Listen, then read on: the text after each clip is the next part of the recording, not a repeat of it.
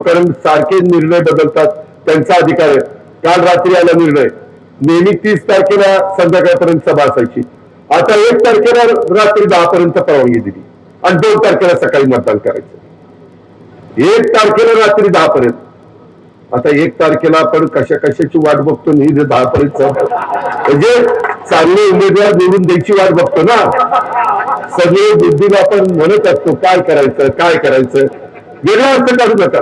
तुमच्या मनात जे आहे ते माझ्या मनात नाहीये, एवढंच मी त्याबद्दल सांगतो.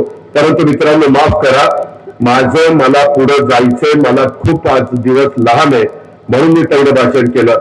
आता हे तिघही नेते भाषण करतील, कृपा करून थांबा आणि मला साथ द्या, मला आशीर्वाद द्या.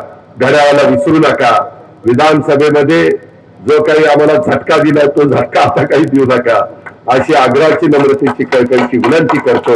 आणि निश्चितपणे उद्याच्या 5 वर्षात ह्या स्नेहलताईंच्या नेतृत्वाखाली त्या सगळ्या मान्यवर नगरसेवकांच्या मदतीनं तुमचा विकास करण्याच्या करता आमच्याकडनं जे जी काही जबाबदारी आम्हाला पार पाडावी लागेल ती जबाबदारी मी पार पाडीन, हा शब्द तुम्हाला देतो आणि आपली रजा घेतो.